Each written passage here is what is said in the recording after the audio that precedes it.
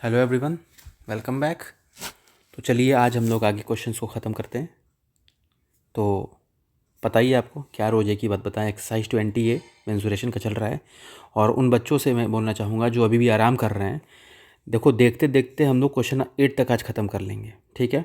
तो तुम लोग ऐसे रेस्ट करते रहो, करियर रेस्ट इन पीस हो जाएगा तुम्हारे। जितना तुम लोग का एक्टिवनेस रील्स में होता है ना, उतना ही यार 2-4 मिनट की वीडियो अगर तुम नहीं देख सकते ना, सीरियसली बता रहा हूँ, किसी लायक नहीं हो लोग। अगर 2-4 मिनट की वीडियोस तुम टॉलरेट नहीं कर पा रहे हो, एब्जॉर्ब नहीं कर पा रहे हो, डाइजेस्ट नहीं कर पा रहे हो, तो यू गाइस आर वर्थलेस। तो इतना समझो और पढ़ो बैठ के, तो सारी हीरोगिरी निकल जाएगी। 7th के बच्चे बच्चे नहीं होते, बड़े होते हैं। चलो, क्योंकि यूट्यूब से मालूम पड़ता है ना कितना आप लोग पढ़ रहे हो। तो ये चीज़ें देख करके बताओ, इनके लिए मेहनत कर रहे हैं, इनका ये हालत है। हर टीचर में कमियां निकाल दोगे लोग, खुद में नहीं देख पाते। चलो देखो 7th क्वेश्चन।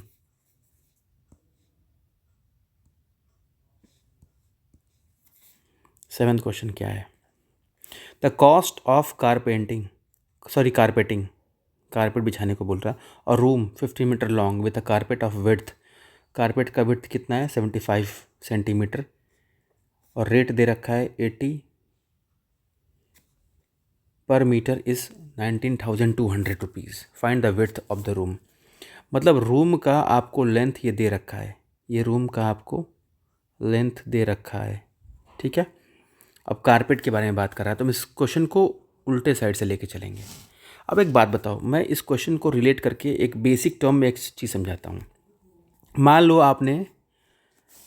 आपने 500 रुपये खर्च किए, ठीक है। 500 रुपये खर्च किए चिप्स खरीदने में, और एक पैकेट था वो 5 रुपये का था। ध्यान से सुनना क्या बोल रहा हूँ। आपने टोटल 500 रुपये खर्च किए चिप्स खरीदने में, और एक पैकेट 5 रुपये का था। तो बताओ टोटल कितने पैकेट्स खरीदे? तो मान लिया टोटल पैकेट्स एक्स खरीदा, तो 500 रुपये खर्च किए हैं ना, is equal to number of packets x into कितने का था, एक 5 का। तो एक्स बराबर कितना हो जाएगा? 500/5, यानी कि कितने पैकेट्स लिए आपने? 100 पैकेट लिए। यही वाला टर्म यहाँ यूज़ करना है कि टोटल कॉस्ट दे रखा है इतना, और 1 मीटर का इतना है। तो पूछ रहा, पहले यहाँ से लेंथ निकल जाएगा। तो मान लो let length of carpet, length of carpet is equal to X. Cost per metre, cost per metre कितना है? 80 रुपीज़ पर मीटर, ठीक है। और टोटल कॉस्ट कितना लग गया फिर? ध्यान देना, इसी से रिलेट करूँगा अभी इससे। टोटल कॉस्ट कितना हो गया आपका? 19,200। तो समझो कि आपने इतने का चिप्स खरीदा और एक चिप्स इतने रुपए का था। तो बताओ टोटल चिप्स कितना होगा? एक्स की वैल्यू निकालोगे ना, यानी कि आपका क्या करोगे? Total cost is equal to length,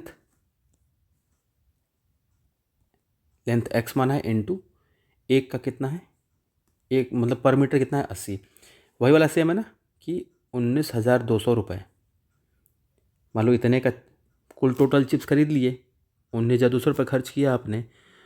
total chips कितना खरीदा है, नंबर ऑफ पैकेट्स निकालना है, और एक पैकेट का इतना दे रखा है। इसी टर्म में समझो इसको आप। तो एक्स इक्वल टू कितना हो जाएगा? 19,200/80, ज़ीरो से ज़ीरो, 8×2=16, 8×4=32, यानी कितना हो गया? एक्स बराबर 240। यानी क्या निकला? कारपेट का लेंथ कितना आ गया? 240। और ब्रेड्थ कितना आ गया? ब्रेड्थ तो था ही पहले से दिया हुआ, 75 सेंटीमीटर है। इसको मीटर में चेंज कर दो, डेसिमल में मत ले जाओ, ये कारपेट के बारे में है, ठीक है। लेंथ में मिल गया और ब्रेड्थ में मिल गया। अब हमको इससे एरिया मिल जाएगा कारपेट का। एरिया ऑफ कारपेट कितना हो जाएगा? Area of carpet equal to area of carpet, यानी कि कारपेट रेक्टेंगुलर रूम में लगाना है ना, it means the shape of the carpet will be rectangle. तो रेक्टेंगल का एरिया L/B होता है। तो L कितना है कारपेट का? 240 अभी निकाला। B कितना है? 75/100। ठीक है, क्लियर है।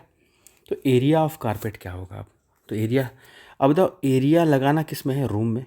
रूम कैसा है, रेक्टेंगल, तो कारपेट भी तो रेक्टेंगुलर होगा। तभी तो अगर आप अपने फ्लोर पे, रूम के फ्लोर पे कुछ लगा रहे हो, रेक्टेंगल का शेप है रूम का, फ्लोर का, तो क्या उसी फ्लोर पे जो कारपेट लगाओगे तो रेक्टेंगल के ही शेप में लगाओगे ना, नहीं होगा तो उसे कट करके शेप में करोगे उसके, यानी कि ये एरिया ऑफ रूम के बराबर ही होगा ना, कोई दिक्कत। तो एरिया ऑफ रूम क्या होता है, एरिया ऑफ रूम, रूम तो रेक्टेंगल है, रेक्टेंगल का लेंथ इंटू ब्रेड्थ एरिया होता है, इक्वल टू 240 इंटू 75/100। हमें क्या दे रखा है, एल दिया हुआ है 15, ये देखो ये 15, विड्थ निकालना है तो 15 ये निकाल लो, 15 into b is equal to 240 into 75/100। 25 3 75, 25 चौके 100, 4 6 या 24, 15 4 या 60, 4 इंटू 3 कितना हो गया, तो ब्रेड कितना हो जाती है, 12 मीटर। क्लियर है, क्वेश्चन नंबर 7 हो गया। अब हम लोग 8 पे आते हैं question.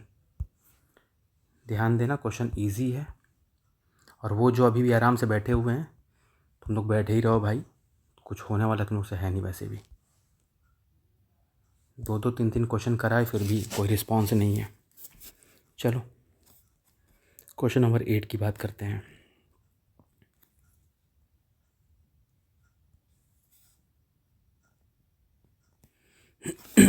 The length and breadth of a rectangular piece of land are in the ratio 5:3। यानी कि एक रेक्टेंगुलर पीस ऑफ लैंड है ये, ठीक है, रेशियो में दे रखा है, तो इसको 5x मानो, इसको 3x मान लो, ठीक है। If the total cost of fencing it at 24 पर मीटर, यानी कि कॉस्ट ऑफ 1 मीटर कितना दे रखा है, 24 रुपया, यानी कि जो ये 24 रुपया दे रखा है पर मीटर का मतलब क्या है, हर 1 मीटर का कितना लग रहा है, 24 रुपया लग रहा है, हर 1 मीटर का कितना लग रहा है, 24 रुपया लग रहा है, ठीक है।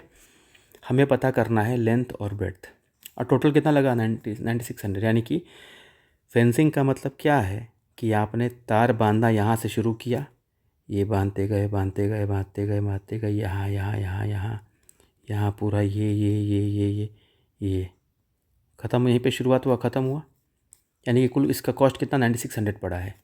यानी कि अगर टोटल कॉस्ट 9600 पड़ा है आपका, तो आपको क्या करना है, आपको निकालना होगा कि भाई टोटल रुपीज़ कितना लग रहा है, सॉरी टोटल पेरीमीटर कितना है, जो ये आपका ये था, ये टोटल कितना है, तो इसी का लगा है पैसा ना, एक चक्कर का पूरा। तो इसमें 1 मीटर का दे रखा है 24 रुपया, तो आपको पता करना है कि टोटल कितना हो जाएगा, तो आपको पेरीमीटर मिलेगा इससे।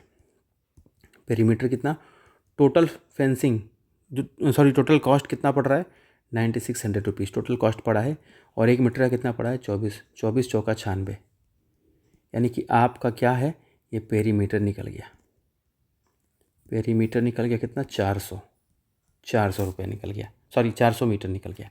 तो पेरीमीटर क्या होता है, पेरीमीटर ऑफ रेक्टेंगल क्या होता है, 2l + b, यानी कि 2l + b is equal to क्या है, 400। 2l + b यानी कि l कितना है, l आपका 5x, b कितना है, 3x, यही होगा ना, l ये होगा b, ये मिला के 400 रुपये है।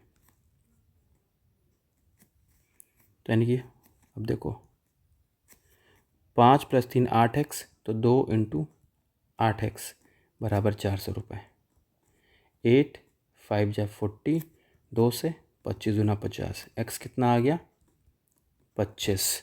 तो पूछा लेंथ, तो लेंथ 5x है, तो 5 × 25 5 है 125, लेंथ 125 मीटर हो गया, और ब्रेड्थ कितना है, ब्रेड्थ बराबर, ये कहाँ से है जा रहा बार बार, ये ब्रेड्थ कितना है आपका 3x है।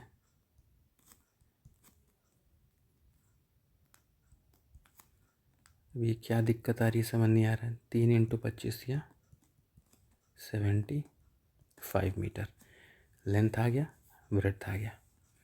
8, 9 एक और क्वेश्चन करा दे रहा हूँ आज 10th वाले को, ताकि रेक्टेंगल का काम ख़त्म हो। मैं क्वेश्चन बुक से पढ़ रहा हूँ, आप 10th क्वेश्चन देखना।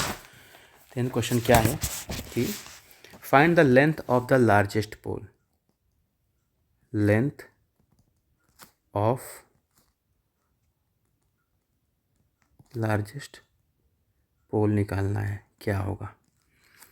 इसमें दिया है that can be placed in a hall 10 metre long, 10 metre wide, 10 metre wide and 5 metre high.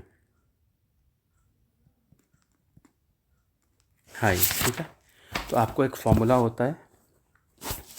वैसे लेंथ ब्रेड्थ हाइट तीनों दिया है, 3D कर दिया है। ये इस टाइप का कुछ होगा, देखो।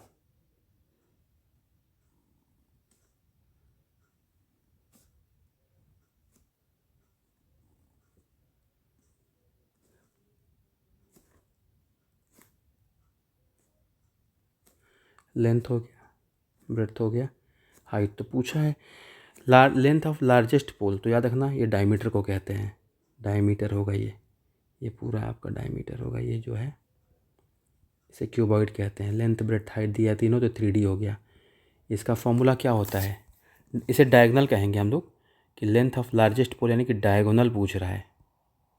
डायगोनल पूछ रहा है तो डायगोनल बराबर क्या होगा, L² + B² + H²। L यानी कि 10 का स्क्वायर, B यानी कि 10 का स्क्वायर, प्लस यानी कि 5 का स्क्वायर H।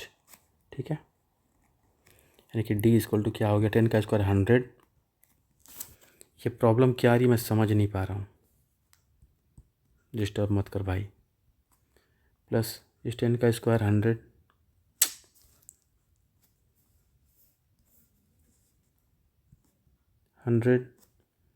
प्लस 100 + 25 कितना आया ये, रूट में 225, यानी कि 225 किसका स्क्वायर है, 15 का स्क्वायर है। तो पता है स्क्वायर रूट में क्या करते हैं, पेयर लेते हैं, एक बाहर 15। तो क्या हो गया आंसर, 15। यही होगा लेंथ ऑफ लार्जेस्ट पोल। ठीक है, चलिए फिर इसको ख़त्म किया, अब आगे बढ़ते हैं। और बाकी उन बच्चों से जो DM SP और SSB बने फिर रहे हैं, पढ़ लो मेरे भाई। ठीक है ना, पढ़ लो, सुधर जाओ, थोड़ा सा सुधर जाओ, सारा नवा भी निकल जाएगा। चलो, thank you so much, bye.